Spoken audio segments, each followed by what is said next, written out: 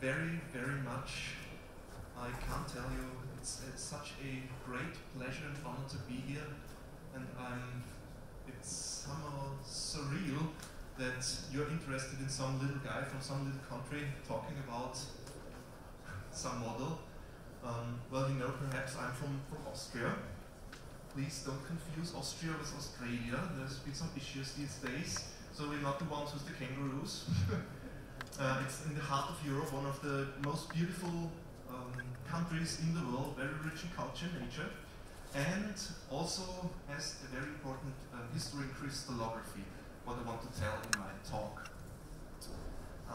Once more, thank you very much. Due to my financial background, it's otherwise impossible for me to attend a congress like this one. So once more, thank you very much that it's possible to be here. I have to, first I have to tell you,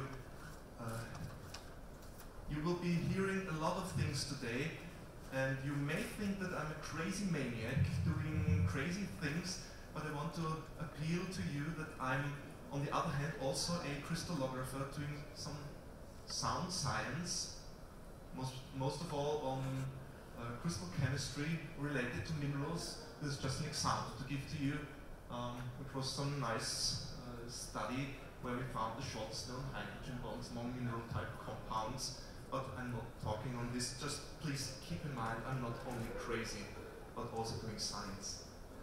I'm, on the one hand, scientist, on the other hand, I've dedicated my life to science communication. This is what I'm talking about today. So I want to talk to you the road to Hyderabad, how the model which is standing in the entrance came here. So I'm unfortunately not employed, I'm self-employed in science communication. This is what am I doing? I'm giving talks wherever possible to general public. I'm visiting schools and kindergartens with experiments I've created and things, different things to show. I've been creating installations for museums. I also have some touring exhibitions on my own, touring through the entire country, telling people what is a crystal, what are the properties of crystals, and most important of all, which is the relevance to our daily lives. For example, in 2009, it was the International Year of Planet Earth. Then I was honored to prepare a road show, so I prepared an entire truck to drive through the entire country, and I was standing there at all the places giving lectures to school classes with interactive displays in this truck. So this was the International Year of Planet Earth in 2009, and then came International Year of Crystallography, most important, in 2014. And then, because I'm in Austria, I'm known all over town to be so eager to talk to public and tell people what crystals are and why they are important. They told me, well, do something about that. And there was a touring exhibition which I ran through the entire country, again on what are crystals, why are they so important, tours for many, many school classes, in numbers, just to give you an impression. You may see that I didn't get much sleep in 2014. I was there all the time, touring through the entire country, giving tours for school classes. Aside from the touring exhibition, I gave 93 public lectures, visited 182 schools, and so on and so on. I did really do a lot, and this is how I got in contact with IOCR. Because I did also some other things, like for example, I designed the official stamp, the Austrian stamp. There were a lot of stamps on crystallography in 2014, which were recorded on the IOCR homepage. And here you can see this picture was provided by Michele Seema, thank you very much. And here right in the middle, that's the Austrian stamp showing crystallographer Felix Rachatschky, whom I will address later on. So, and this is what some colleague of mine did. Son Bragg. So I told this, and this is from a talk of Michele, which he gave in Rabat in Morocco, which was on the Crystallography Matters More assembly, where, and this was the last slide of his presentation, connecting to actions after the year, and I was very proud that this was the last slide he showed, announcing that I was trying to set a world record to build this large crystal structure model. So, this is when it all started. It's now about materials and methods. To build such a large crystal structure model, you've really got to have the balls. So I've been looking for balls all over the year, and it was really difficult because there were none on the market, so I have to specially produce them. And I did a lot of experience on materials, and in the end, we found a very good solution of balls which are very robust and most of all, very, very accurate. You have to be very, very accurate in building such a large model, because a variance of 1 millimeter is far too much, or in angles 0.1 degree, you soon get a huge problem. It doesn't fit anymore after a few translations.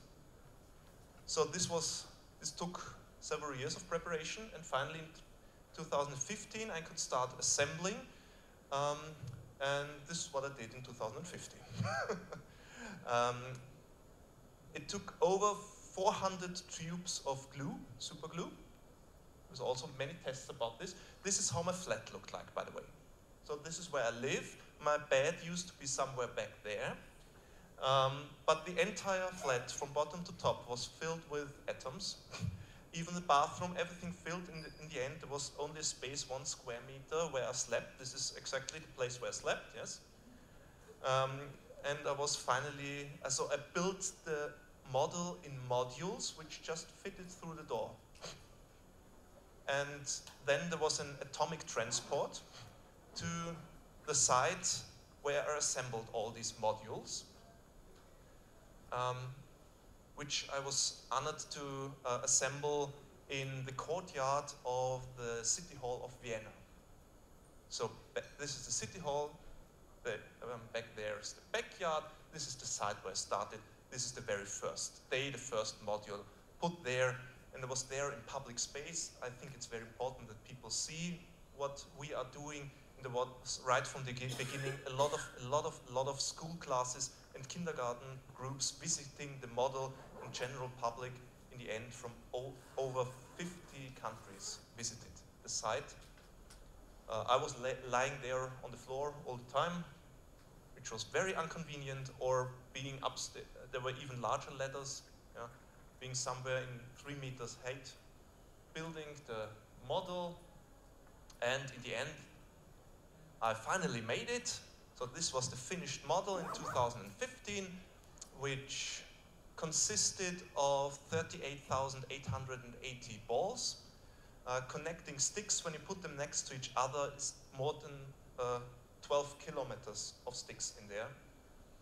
400 tubes of super glue, a cube about 3 times 3 times 3 meters, and it was in the end really registered by Guinness Book of Records and also by Rekordinstitut für Deutschland, which is the German equivalent, as a world record. It is the largest crystal structure model in the world. So this is the certificate, and what you can see on the picture, I'm very glad that it's finished and no more balls in my room. And another thing is, this is also something I wanted to show. The periodicity, how does it look like with the naked eye? You walk around the model, you can see it also on the model here, and with every step you take, in each direction you look, there are different patterns, there are stars, and it's really, really fun to look at it and to take pictures from the different directions. You can do it yourself here, just to give you a few impressions. You can really HKL what you like, look for the symmetry axes and planes. In every direction you take pictures, it looks different, 2-fold axis. I prefer 3-fold axis. These are very nice, but you can try yourself outside. It even looks different when viewed through the camera than with the naked eye. It also looks very nice in transmitted light. So these were in reflected light. This is in transmitted light, giving also very nice effects. And I think in the entrance hall, it even looks better in transmitted light like at that picture. So why did I do this? To communicate crystallography to general public, most of all to school children and kindergarten groups. I gave a lot of lectures there on crystals and to visitors from over 50 countries. This is the youngest visitor, I guess. And what you can see here is that the balls are really, really robust, and you can also touch them. They can be, it was outside, so the weather was also no problem. At the display site at Vienna, there was also some other nice possibility. There was a big screen, which is not here today, but it is in Austria, because you can put a virtual graffiti on any ball of the model, so you can sponsor the ball. The entire project was funded by myself, and I had to try to refund it a little bit. And so you can sponsor any ball, and this is just an example. You get also a certificate by doing so. When you look at the homepage, this is the last one entered, which was from a crystallographer as a present for some colleagues, crystallographers, who just had their wedding a few days ago in Hyderabad. So if you're looking for a nice present, then please visit for the homepage. So, oh, that's interesting. Okay, you probably have also seen the big billboard where we just took the photos of the stamps, the Austrian and the Indian stamp of International Year. And there's a famous quote of Ernest Rutherford, who said, "All science is either physics or stamp collecting." Well, probably that's a reference to his saying. But it was really interesting to connect crystallography and philately in this respect. So we'll continue somehow philatelic to the end of the talk. In 2015 was not only 100 years of Nobel Prize of the Braggs, but only 175 years of postage stamps existing. And therefore there was also, on the occasion of the crystal structure model, and a separate Austrian stamp issued on this topic, which you can see on the billboard outside, and it was emitted at the display site with special stamps and special envelopes, which were also given out at the special occasions. And this is the most important thing, why I built this model, as a platform to celebrate milestones of science history. Because in the end of 2015, when I built the models, it was exactly 120 years ago that Wilhelm Conrad Röntgen started his studies, which culminated in his famous discovery of X-rays, which by then was by chance exactly 150 years ago. Exactly 100 years ago, when I was there standing with the model, Nobel Prize was decided to be given to Max von Laue for his discovery of diffraction of X-rays on crystals, proving that they are arranged, that atoms are arranged in a periodic manner in crystals. So he received the Nobel Prize in 1914, which was decided in 1915. And in 1915, the Nobel Prize was awarded to William Henry and William Lawrence Bragg, but there will be an own separate, very good talk by Mike Glaser afterwards on this topic. But this was most important to me, to celebrate this famous milestone in the history of our science. With a special celebration on this occasion, there were members of the British and German embassy, which I think is very important because exactly 100 years ago, William Lawrence Bragg was engaged in World War I, and Germany and Great Britain were enemies back then. 100 years later, we're now, let's say, brothers in science. And we also had a special drink on the occasion. We had the same type of wine as William Lawrence Bragg drank when he heard about receiving the Nobel Prize. So I'm very keen on, on wine. I'm very interested in the topic. By the way, there seems to be another world record I hold. I seem to have the largest collection of wines named after crystals. And probably some of you have met me at the International Mineralogical Association meeting in Budapest, where I showed over 100 bottles named after crystals and gave a wine tasting. So probably if someone's doing some event like this in the future, please just ask me. I'm doing this professionally and I have a degree in wine tasting. So back to history of crystallography. Bragg taught us how to determine the crystal structures, and especially there were Austrian students which got very involved in this topic. You for sure know Max Perutz, who initially came from Austria, was a pupil of Bragg and got the Nobel Prize for determining the structure of hemoglobin and other substances. And on the inorganic side, on the mineralogical side, there was Felix Machatschki, who was honored on this stamp, which I just showed you, which was the Austrian stamp for the International Year of Crystallography. He, by the way, was the first to postulate the crystal structure of feldspars, or silicates in general, which are the most abundant substances in the Earth's crust. So even in Austria, hardly anyone knows that it was an Austrian discovery, in fact, in the 20s.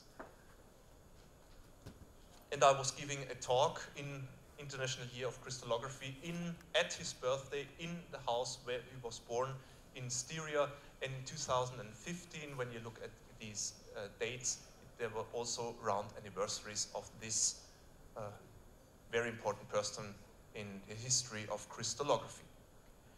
In the end, when there was the celebration of the world record, it was an honor to welcome Mike Glaser in Vienna and to celebrate the end of this project.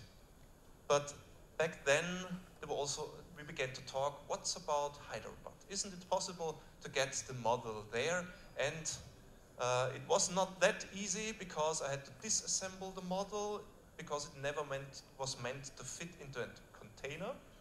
So I had to disassemble it, rotate it by 90 degrees, build some transportation box.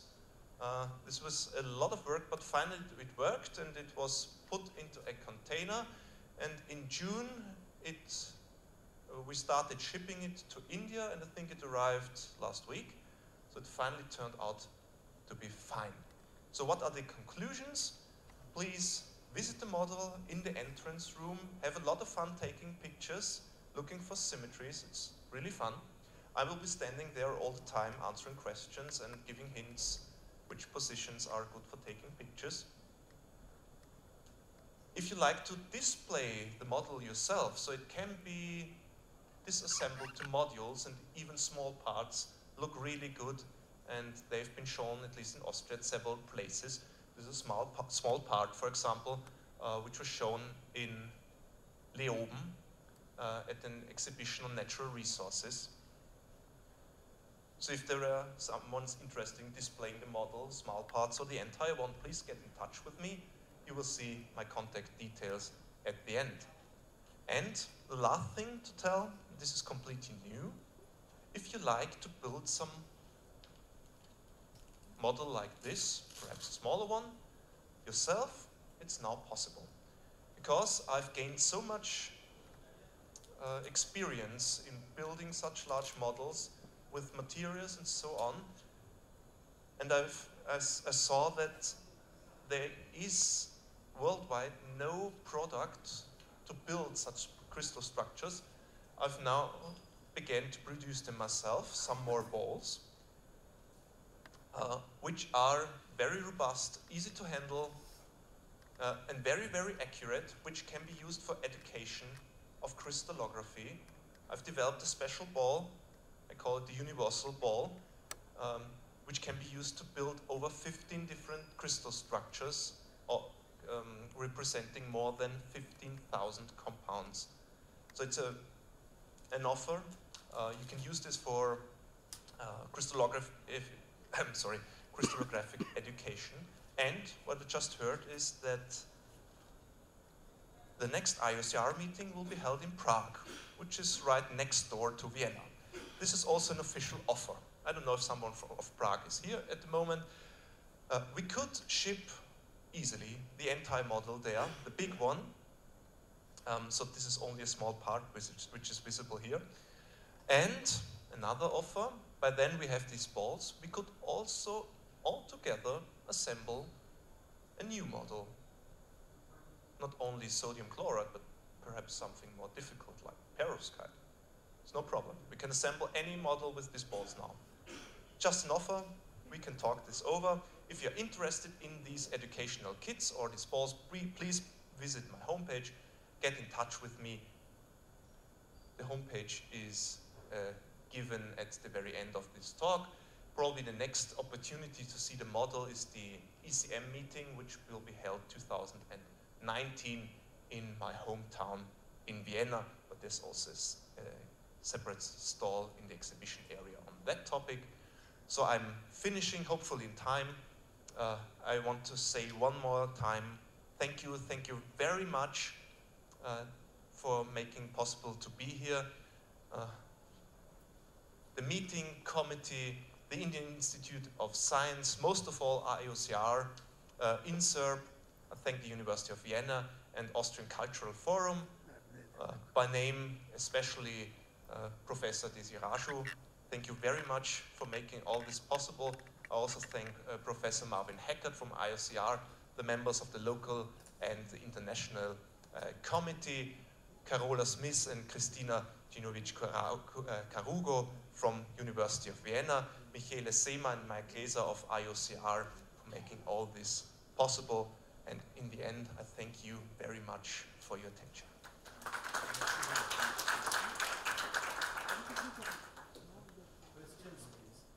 Are there perhaps any questions?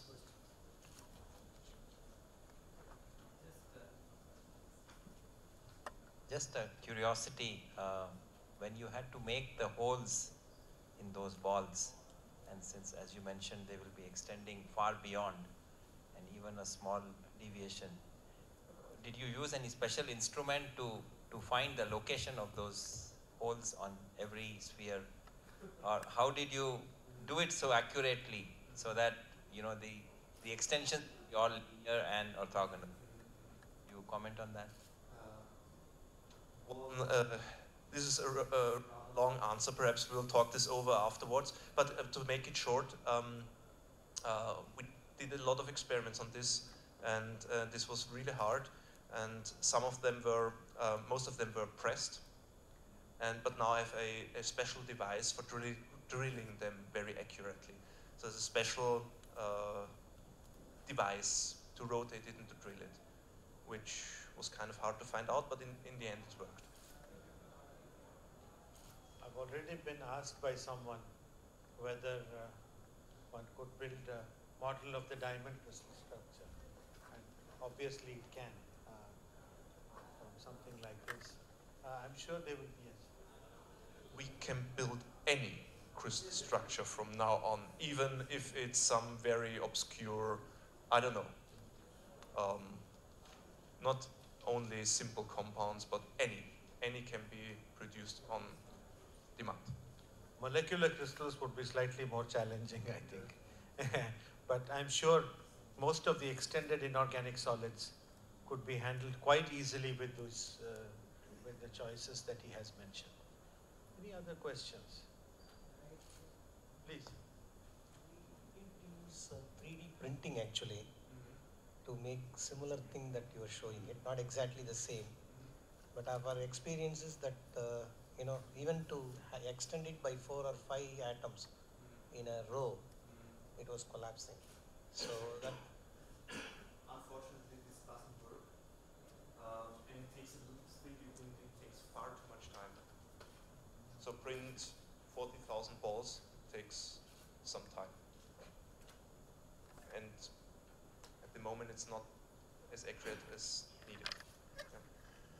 You see, one appreciates immediately Robert's comment that making the balls even for this structure, the tolerance in the angle is what, a few minutes?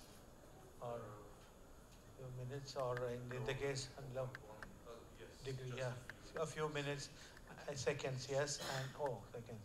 And in the case of the distances, themselves, again, very, very fine tolerance. Otherwise, you will not, human eye can detect extremely easily any distortions in these things. And I was looking at that model yesterday quietly in the morning, and you cannot see any distortion. At least I couldn't with the human eyesight. So which means that the degree of angular and distance control that he has obtained in the model must be very, very high to get a model of this type. Yes, indeed. Yes. Any other questions, please, and comments? For the sheer novelty of this idea, I mean, we've had crystal structure models which we use in the classroom. They've been going on for more than a century, little things. But it's the periodicity that I find it is so amazing, and you're able to discern in the simplest of structures all sorts of things. And many of the physically oriented crystallographers have been asking me about defected crystals, dislocations. These things, I'm sure the educational value of making models of this type, it wouldn't come within the 59 structure types that you've mentioned, but if, for example, you could show an edge dislocation, something like this would be really, really super, yes, because then you get a concept even of things like solid state reactivity and all, which is completely novel and quite true and real. The thing about this model is that it's real, and this is what I found personally the most amazing thing about this structure. Yes, please, Michele.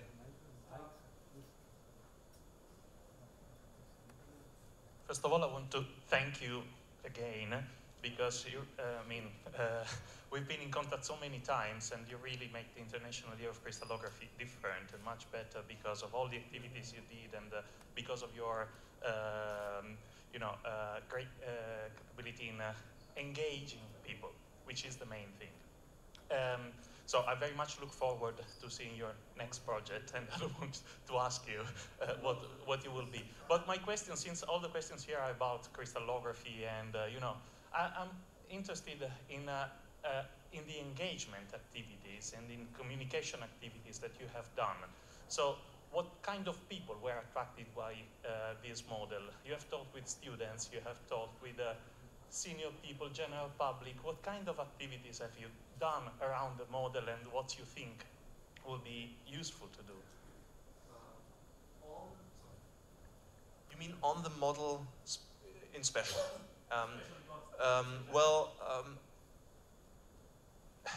There were, which people were there? So from kindergarten, small kindergarten, you saw the small guy over there, up to very old people, so anyone interested, and I've been contacting the kindergarten groups and schools, so this is very important to outreach, to talk to the people, because all of them think crystals are but glittering stones, and I think it's most important to tell people what crystals really are and why they are relevant to our daily lives. This is what I committed my life to, dedicated my life to, and therefore I undertook this project, and it was really nice to see that there were a lot of people coming to Vienna. I had visitors from over 50 countries, and once there was a couple from South Africa, I think, who said they read about the crystal model in the newspaper, which I never thought to be possible, and this is why they took a ride to the city hall to visit it. Well, this is again here. It's for me, it's somehow surreal, and I'm very, very thankful and honored to that I can do something about communicating crystallography. Thank you so much, Robert, for the talk, and also for sharing a few days with us here in Hyderabad. Thank you all. We move to the next talk now, which again deals with sodium chloride, but in an entirely different way. It is my pleasure to introduce to you Dr. Dinkar Joshi from Bombay, and he is an expert on Mahatma Gandhi. What is the connection here between Gandhi and common salt? This is, of course, the answer is clear to all Indians, but I don't think many foreigners know the connection, because in 1930 Gandhi organized what we call the Salt March or the Dandi March, when he took a group of volunteers to the beach on the Gujarat shoreline in Western India and picked up a handful of sea salt.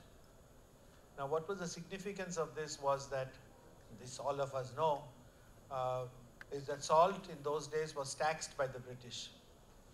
And so when he picked up the sea salt, he was telling the British, in other words, that he was not interested in paying the tax.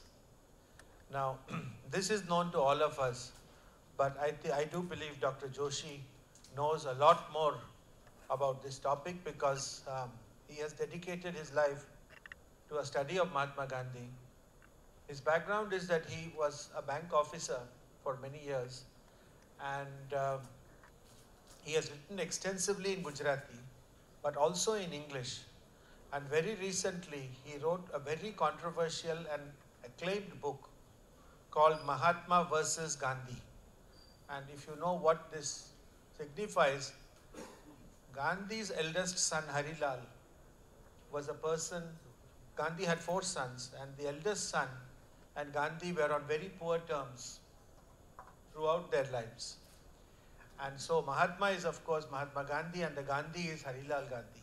So that is the title of the book. And it's a long story, but I'm sure he will tell this and many more. Dr. Joshi, it's a great pleasure to have you here today.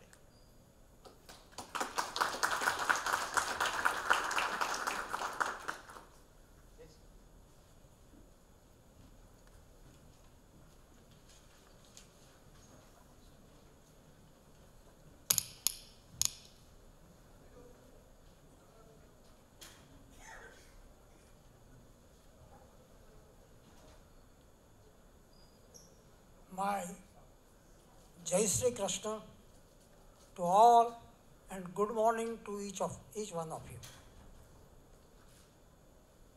Frankly speaking, I should be odd man out from this galaxy. And Professor Gautam Desiraj in particular, he invited me to speak on Dandi March, on Salt Satyagraha, and as such, I am here to talk to you. Actually, he has rightly told that I am a man of letters, of Indian history and culture.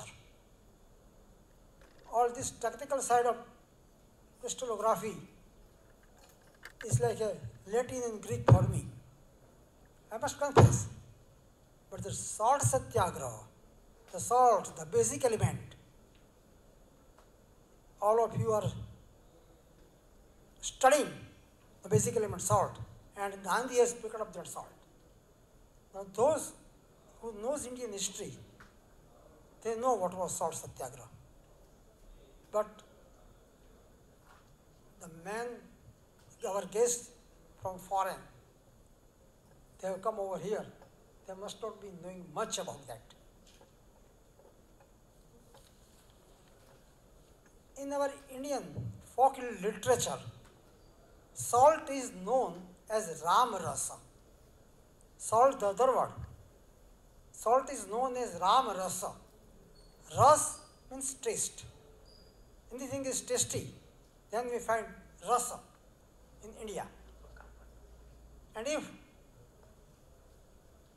in a dish served to you on the dining table, beautiful items are there, number of beautiful items are there, which you like, but there is no salt in all these items. Would you like it? You cannot eat it. So without a small quantity of salt, all this beautiful dish is of no use. Similarly, the life is of no use if there is no God, no Lord, no Rama. Without Ram, there is no Ras. And that is why salt is known as Ram Ras. Probably Amitabh Das must be knowing. In our side, Gujarat, salt is known as Ram Ras in folk literature.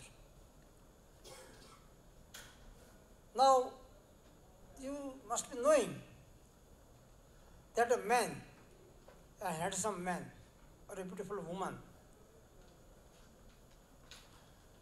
very nicely dressed, educated, from a very decent family, and in his or her body, iron, phosphorus, salt, every item, chemicals are there. But suppose salt is reduced, then what will happen? That beautiful lady or a handsome man will be imbalanced immediately. He will start talking irrelevantly. And that is why in our side, the man without common sense, without understanding, is known without salt. Without salt, a man is there, then he is without common sense. That is the importance of salt, that I want to say. Now, what has happened in India? The freedom movement from 1857 to 1947, 90 years. The first mutiny, they say, or we say first freedom movement in 1857 was failed. And thereafter, everything was going on for freedom. Britishers came in this country in the 16th century, 17th century. But in the 18th, they had come over here for trade only trade, nothing else.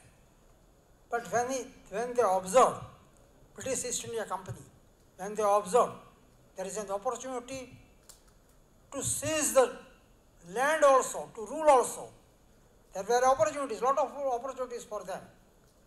So they took that. And in Bengal, in 17th century, in the latter part, Robert Clive first captured the land, 24 parganas. 24 parganas was the area which was ruled by the British first time in the latter part of 17th century. Now what happened at that time? From Calcutta to Liverpool, daily one ship was transmitting. Daily one ship with Indian goods, which was very costly in England and Europe. They exported from here Indian ship daily from Kolkata to Liverpool. And Acharya Kriplani, subsequently in 20th century, calculated all these things. And he has written that one ship meant 1 lakh of rupees in those days. In those days, 1 lakh of Indian rupees were shifted, were transferred from Calcutta to Liverpool for 365 days. Now you can calculate. When the ships were coming back from Liverpool, they were empty.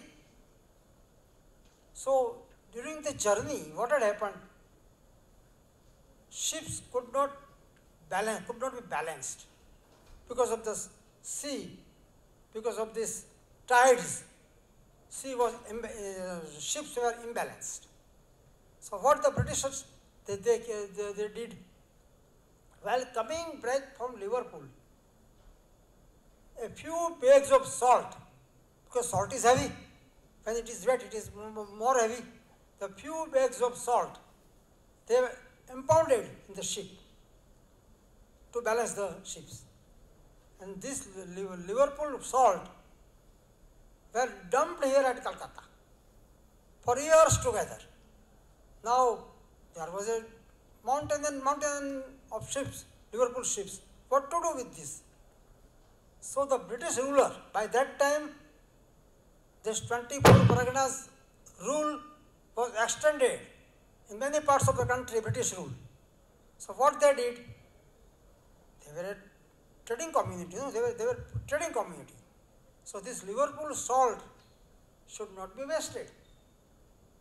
How it can be sold in the Indian market? There was only one way, that if Indian salt is costlier, then Liverpool salt can be sold. And that is why, first time in 1765, salt was taxed. Salt was sold to the ठेकेदार. What we say is ठेकेदार, license holder. Some license holder were contractors, were sold the area, and that is why Indian salt became costlier and the Liverpool salt became cheaper, and in the market Liverpool salt was sold. That was the basic idea.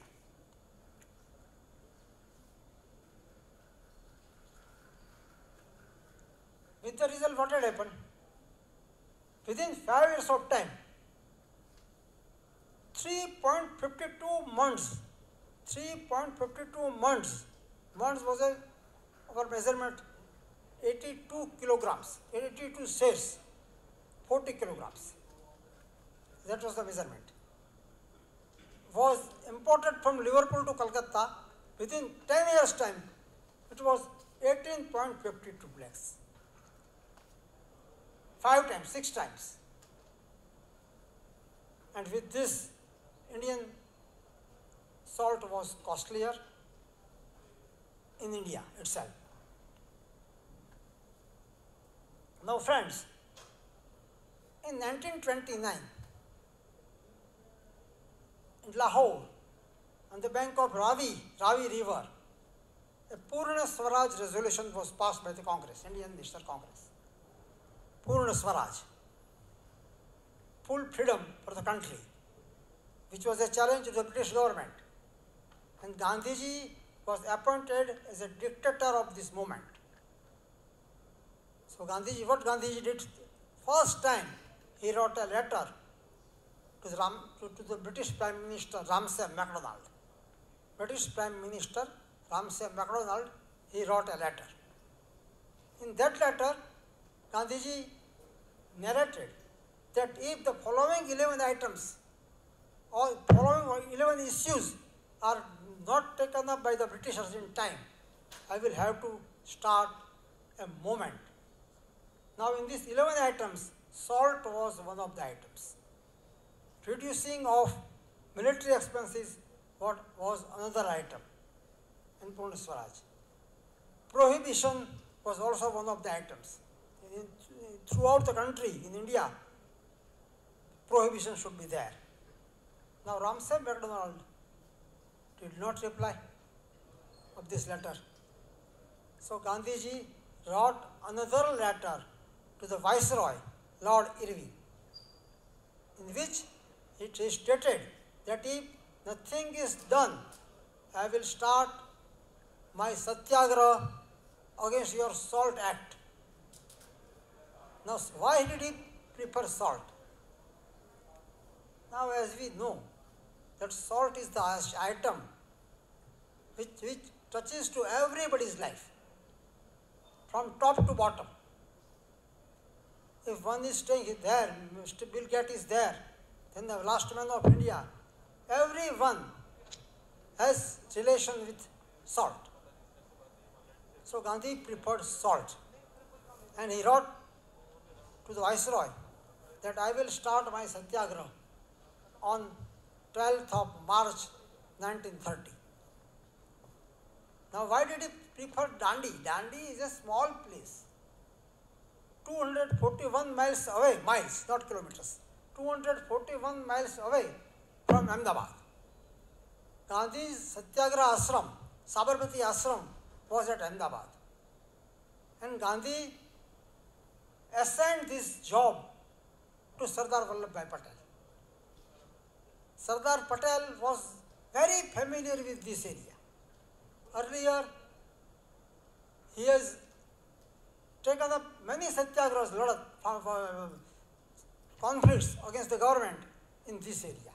Bardoli Satyagraha, Kaira Satyagraha, Sardar Patel was the leader. So he was knowing each one, each village, and Dandi also. Dandi was a small place.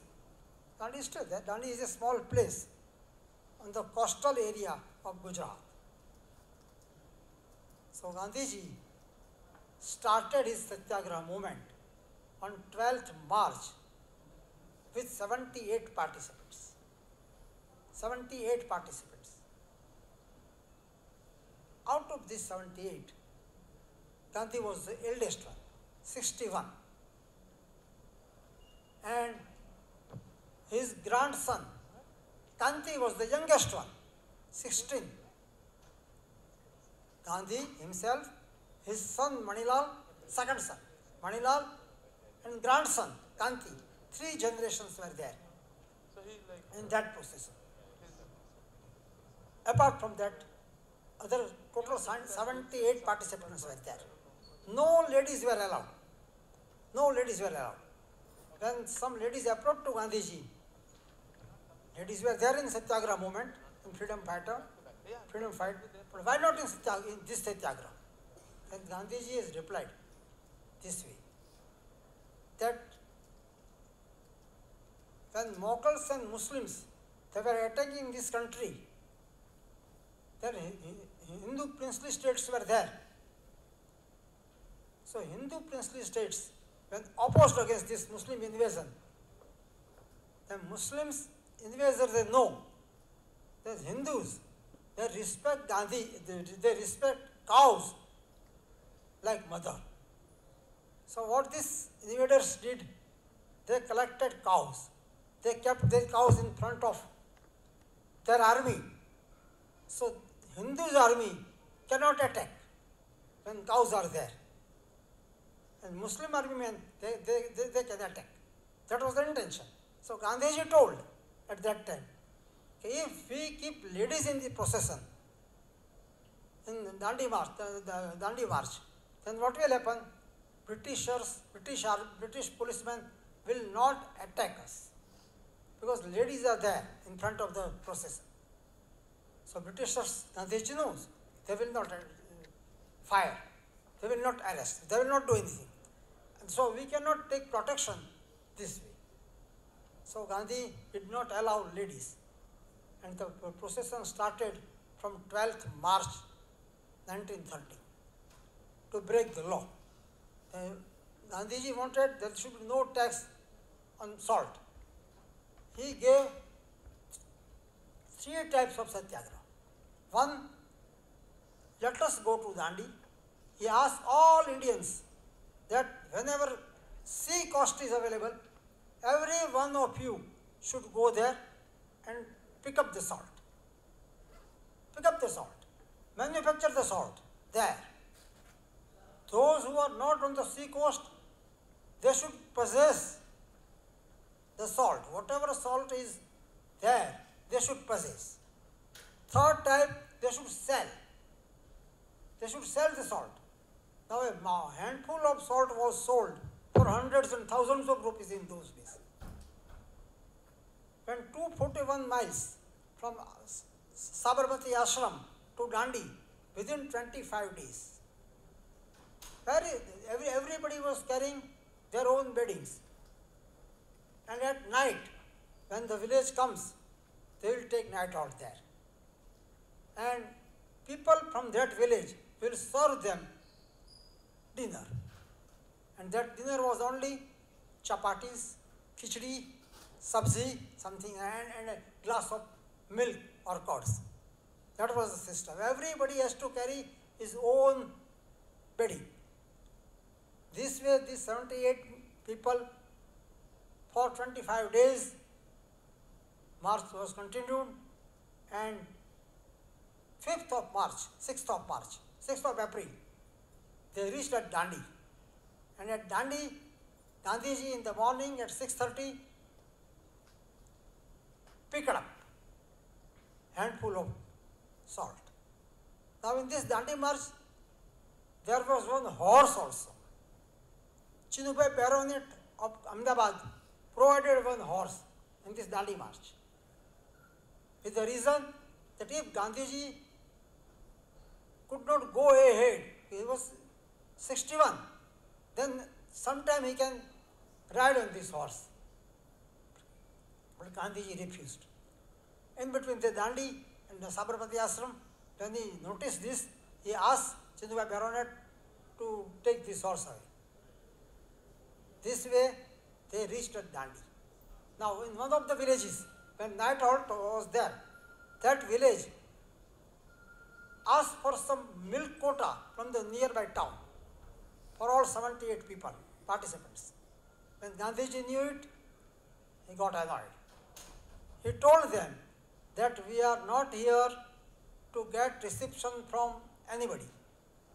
We are here to free our country, and this is the march for freedom movement.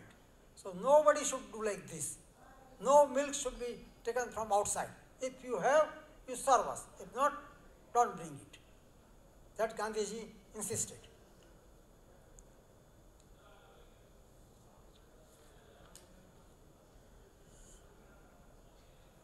Meanwhile, in one of the villages, Gandhiji told, a vow was taken. I will die as a dog or crow, but I will not come back without Swaraj, without freedom. And that was very much known to everybody. Everybody, in the procession, they told Gandhiji, and Gandhiji insisted, I will not come back to Sabarmati ashram unless freedom is got.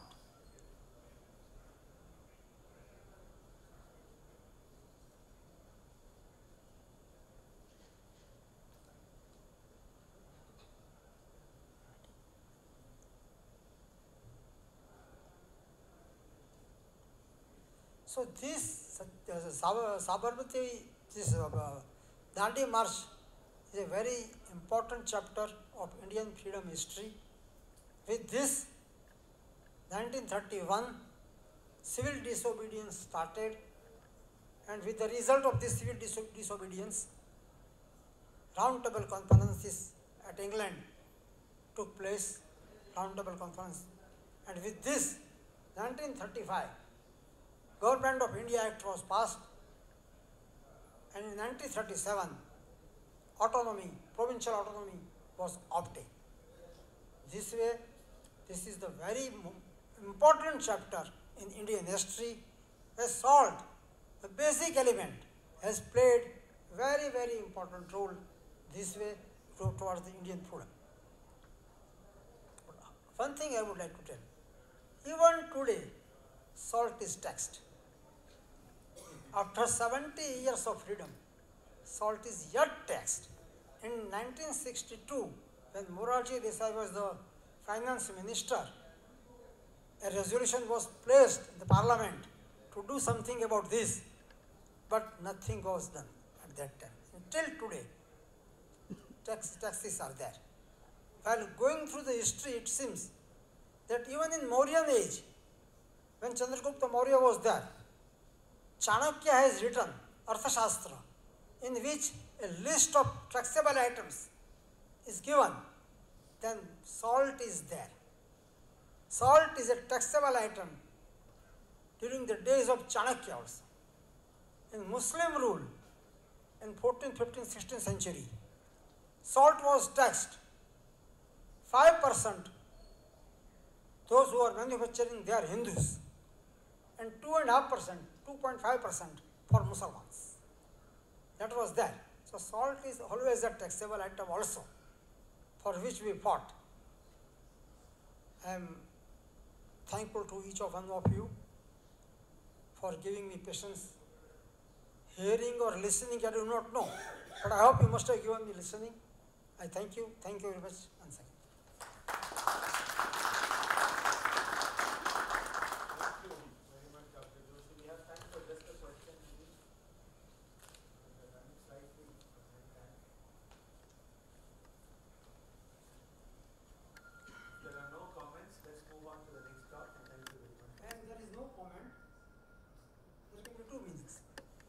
Either everybody is very clear what I said, or nobody is understood. Thank you. The next talk is going to be given by Mike Glazer, and on where is on the early days of crystallography, the Braggs, the two Braggs and common salt. Mike, of course, is a PhD student of Kathleen Lonsdale, who herself was a student of W.H. Bragg. So his academic genealogy goes right back to the starting point of our subject. I have great pleasure in inviting Mike to give his talk on the Braggs and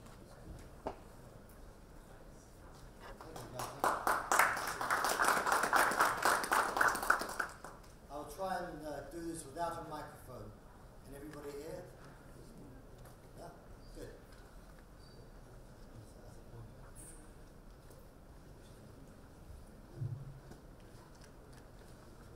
So, what I want to do is to take you back just over 100 years to how science was at that time. X-rays had been discovered some years earlier, and I want to convey to you the idea of how little really was known about X-ray. I think I can do that. I hope.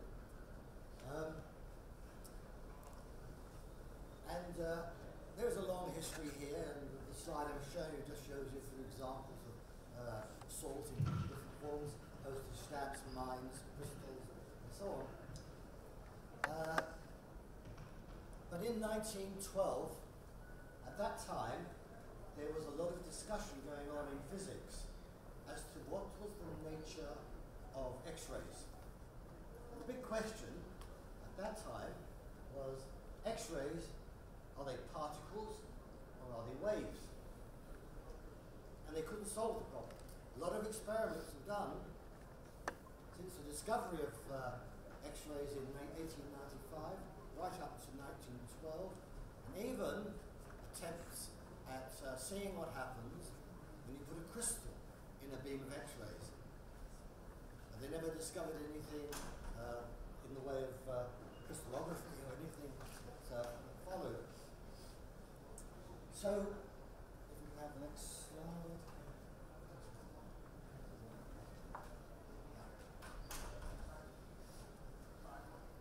This talk is mainly about two very famous scientists, father and son, William Henry Bragg and William Lawrence Bragg. One of the problems in this area of science, when you try to study it, is everybody is called William. That makes life very difficult. The father and son, as we all know, shared the Nobel Prize in 1915 for their discovery, essentially of X-ray crystallography. And it's that discovery really is the reason why we are here today, many years later.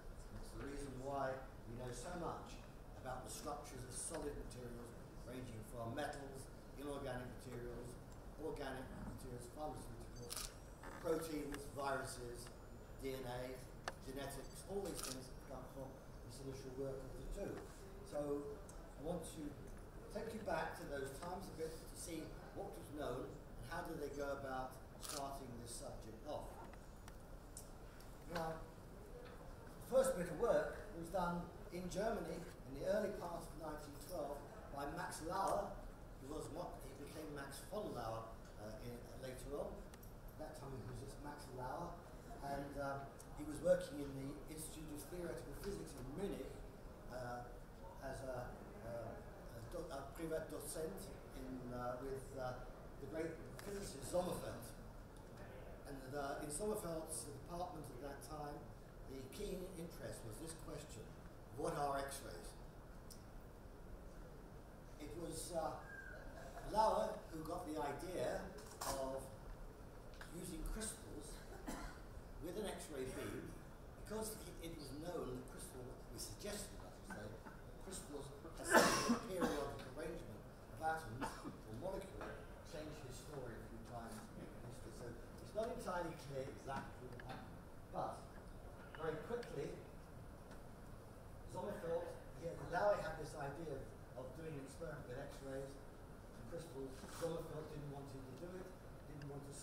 any resources. So there was a kind of, I wouldn't say an argument, but a disagreement between Lauer and Sommerfeld.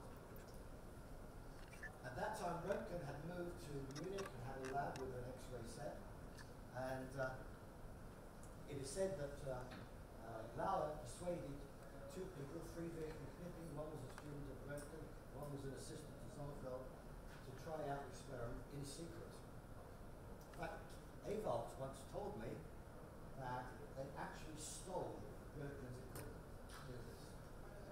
It's not sure whether that is really true. That's what he said.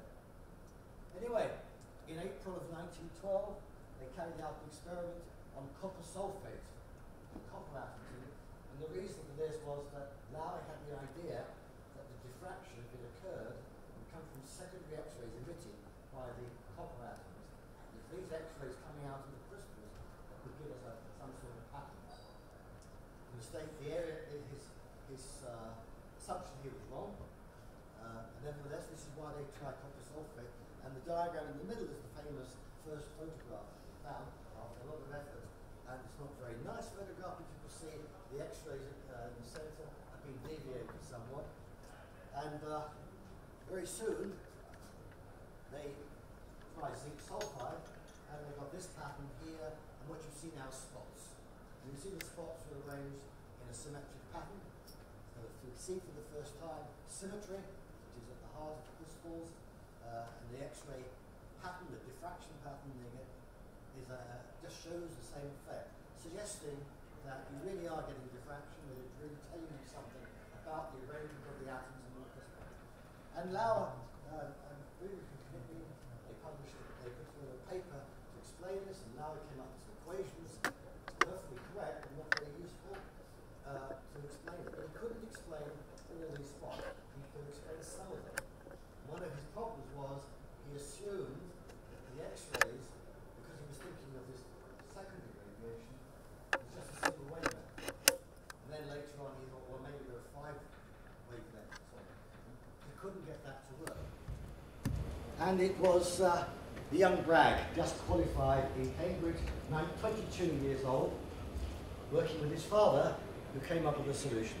Now his father believed X-rays were particles.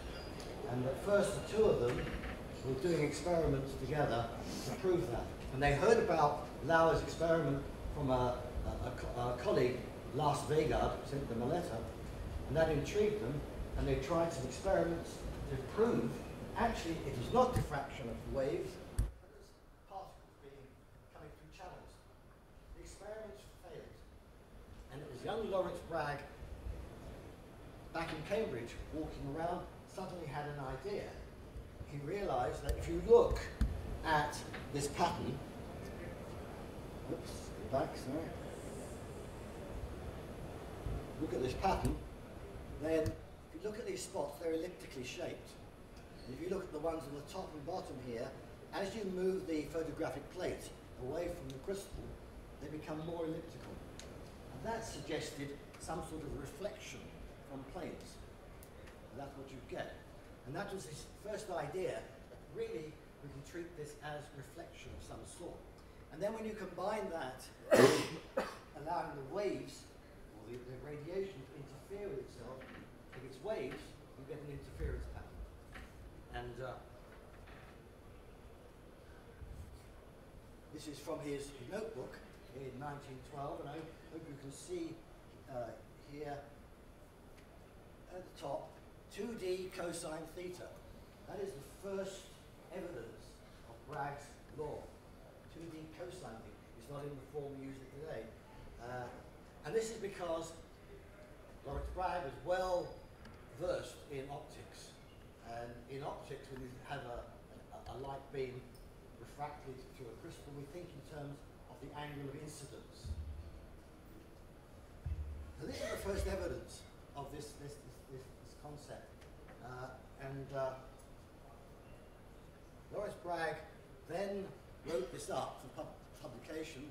It was presented on November the 11th, 4:30 in the afternoon, to the Cambridge Philosophical Society, which was based in the Cavendish Laboratory, Cambridge.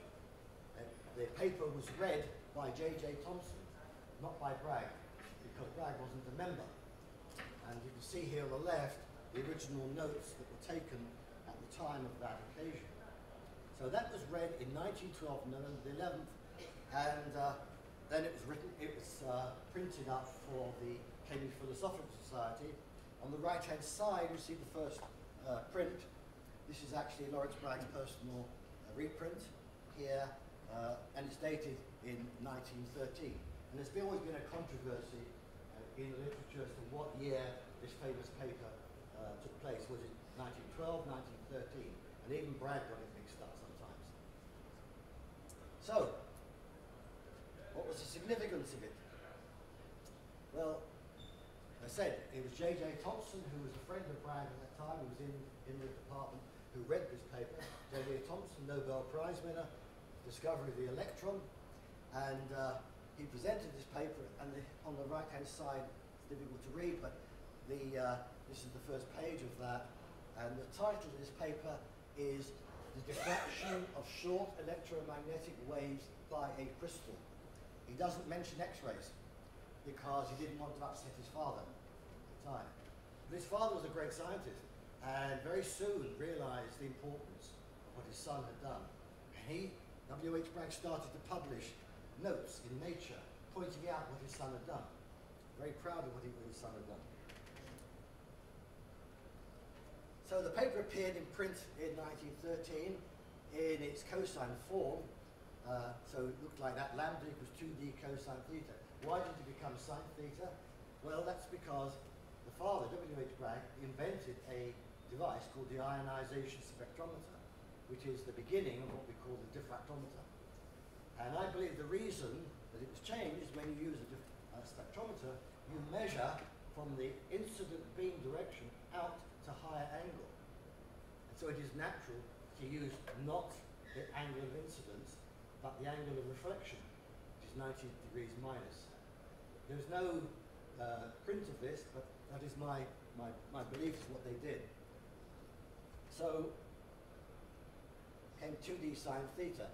And it became very evident to Bragg, to the young Bragg, that the X-rays that were being used were being scattered over the incident X-rays, and that the X-rays were not a single wavelet, but were a continuum, a white beam of X-rays. And you can see from the Bragg's formula, there are three quantities: wavelength, despacing, angle, and you only get that equation obeyed if all three quantities fit it. So the idea is that you may have a white beam of X-rays, but the crystal selects out those wavelengths from that satisfy that equation, the particular orientation of the crystal. I have to say that Lau at first didn't understand this. He believed that if you had a continuum of X-rays, the film would be fogged. So it took a little while for him to appreciate it. Now Bragg had all the advantages going in his way. In Cambridge, he was in touch with various people who were working on crystals. He began to learn what crystals were. Lowry was unfortunate that he was in the theoretical physics department. People didn't really know much about crystals. And Lowry himself, as he admitted, he'd fallen asleep in the lectures on crystals.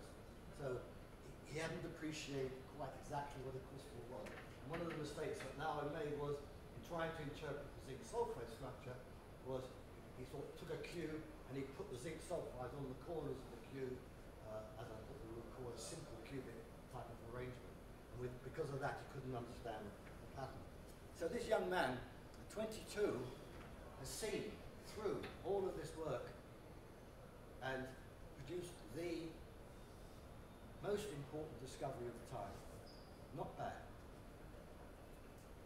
Okay, so we go on to what happened with salt.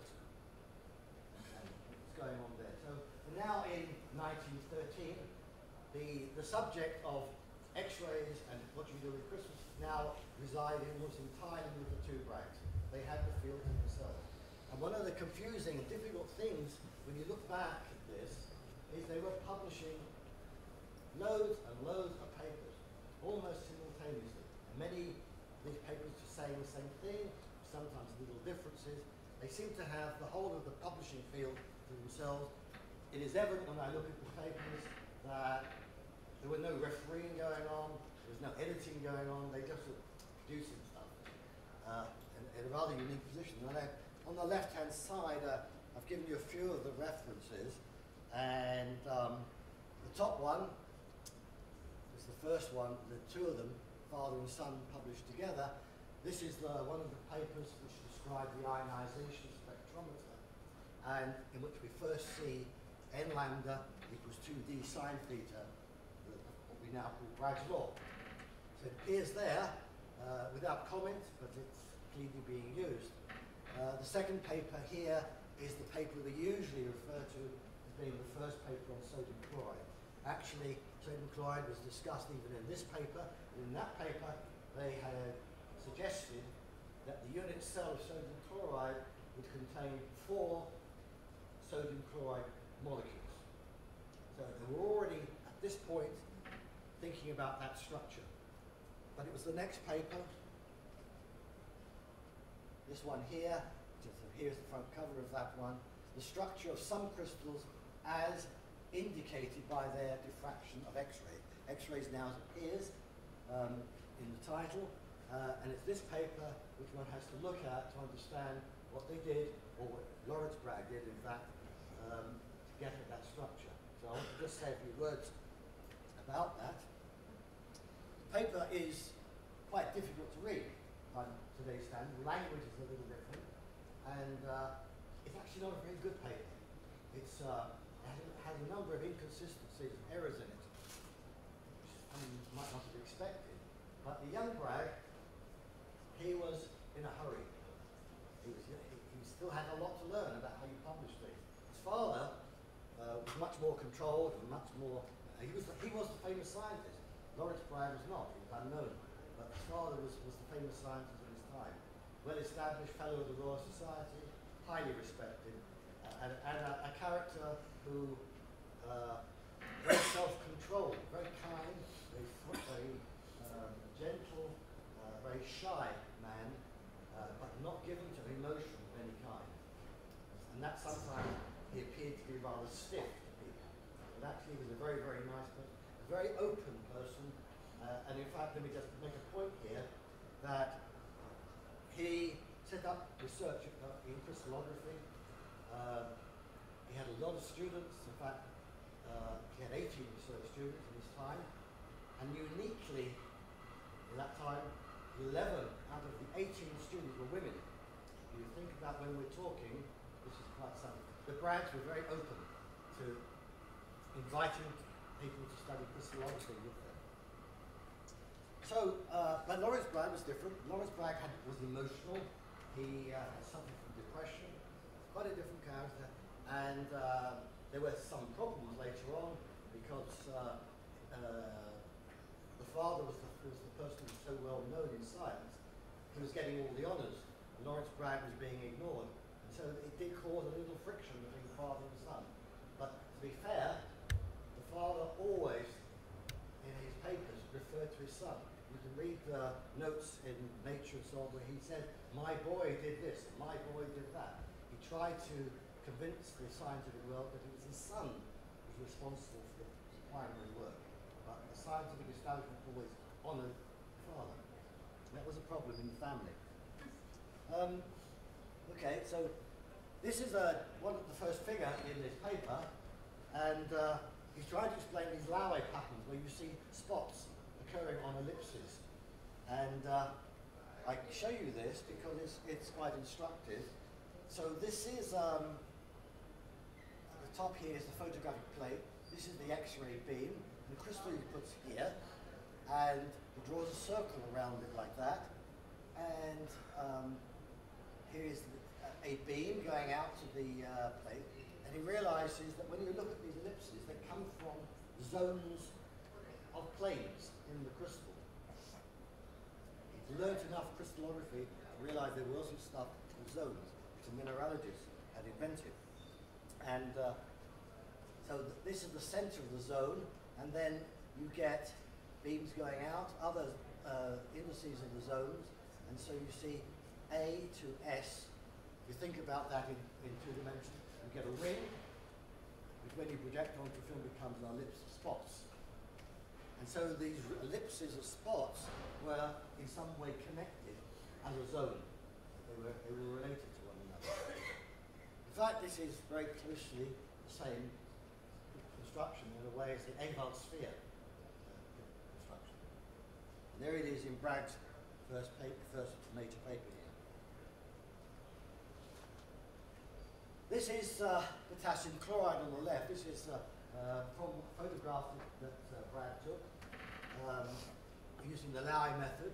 And so the dark spots represent the intensities of the spots that you got. And you can see, well, I can see at any rate, he has put indices against each of these spots.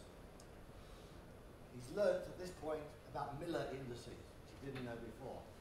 And by very carefully looking at the distribution, using that picture that I just showed you, he was able to realize that if you go around the ring, there's a zone, so you can index each of these points coming from different planes, which have a common factor around in them.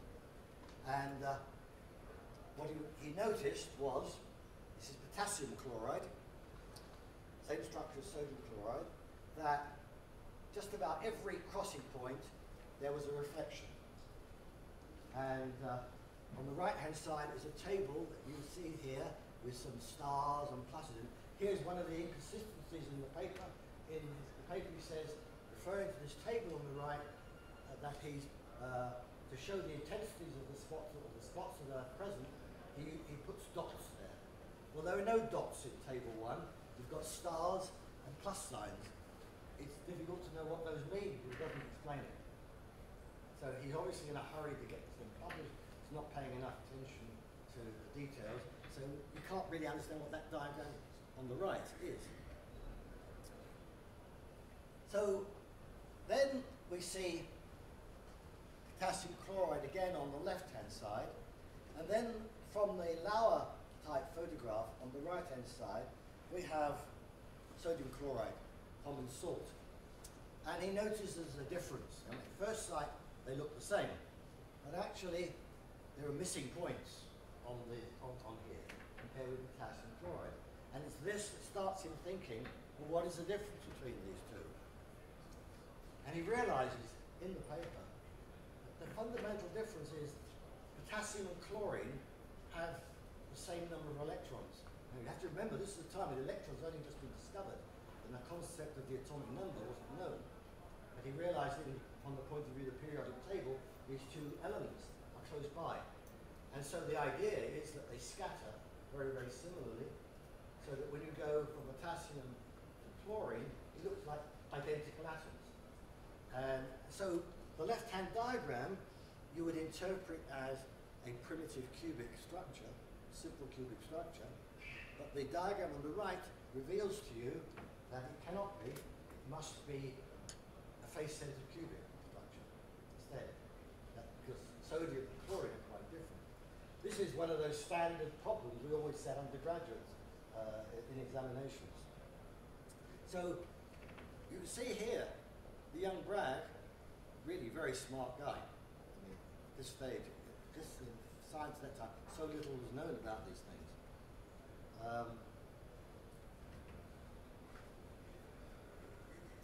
So the other thing was that they discovered it depends also on the thickness of the crystal, because these spots come from different wavelengths that are picked out of this continuum. But with very careful reasoning, Bragg was able to realize that actually there must be, in addition to the continuous radiation, there must be some extra scattering, much more intense, to explain this pattern properly. To interpret a Lowy pattern, even today, is difficult. But to do it then is immensely difficult. So again, you see this. This is potassium chloride again, down the threefold axis, or nearly the threefold axis, hasn't quite got it set properly. Let's just show you a typical photograph of its time on the right-hand side. So you're dealing with really difficult patterns. Notice the elliptical spots again, by the way, in the Lowy pattern.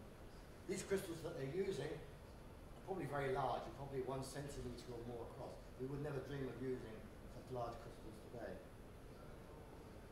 Now, this was the next great advance, a very important advance.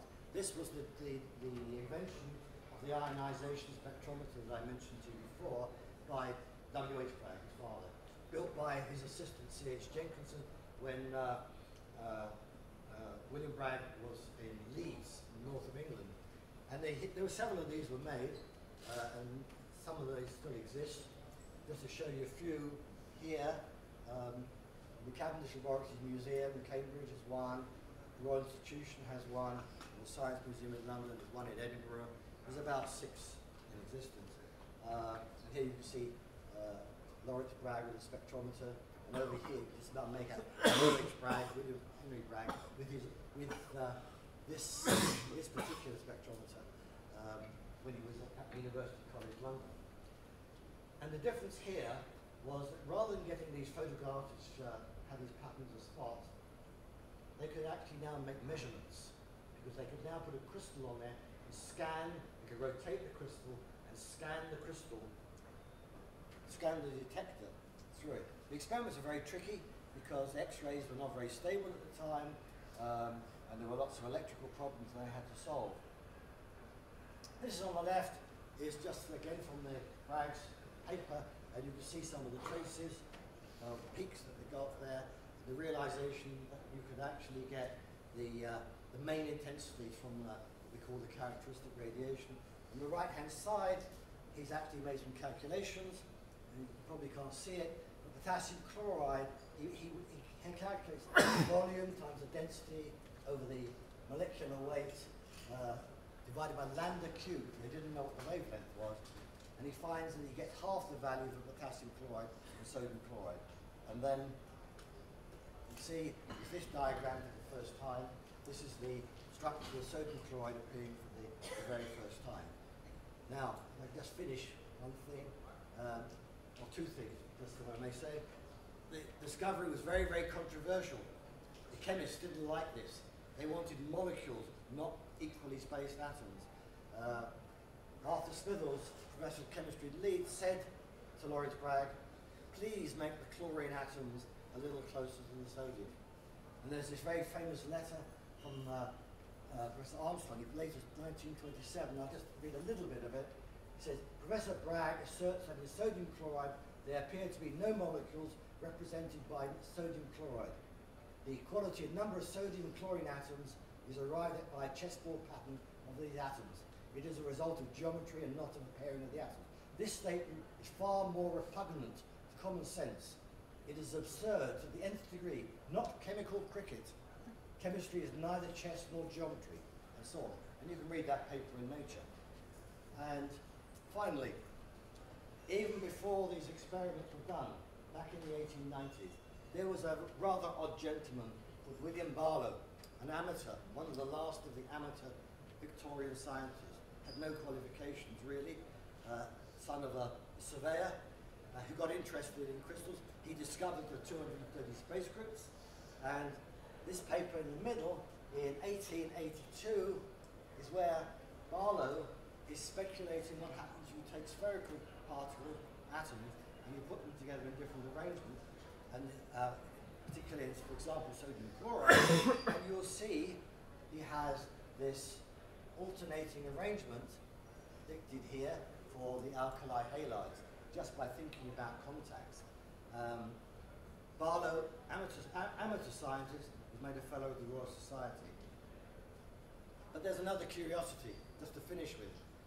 There's another odd gentleman in Edinburgh, Alexander Crumb Brown.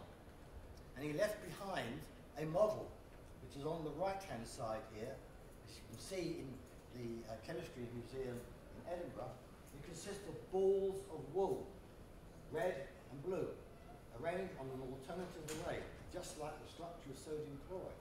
We don't know why he left it there. We don't know what the purpose of this model was. But the interesting thing is, it is dated 1882, the same year as William Barlow's paper. And so it's possible that the two of them were in contact in some way. So here we are, the model of sodium chloride before X-rays were discovered. these ideas already were around. And Bragg in Cambridge was already in touch with Barlow. So when he was doing that paper, he knew about these models, and that was in his mind, and that's what enabled him to think in that way and come up with the correct structure. And that's how you get a Nobel Prize. Thank you.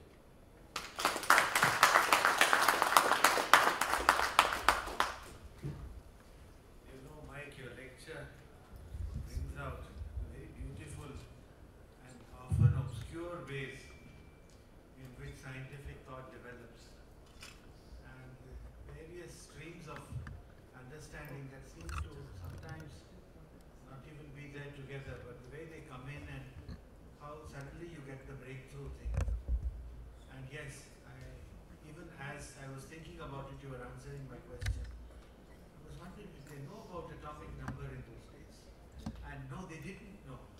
And the so-called textbook question of KCl and NaCl, yes, I mean, idea of they knew atomic weights, but that doesn't really mean anything. And they didn't even know that X-rays were, waves or particles even correctly. So to deduce the difference between the KCl Laue pattern and the NaCl Laue pattern is really nothing short of astounding. I mean, one has to sometimes put oneself in that era and looking at the kind of, and I believe that this is the sort of thing that one should try to communicate to students.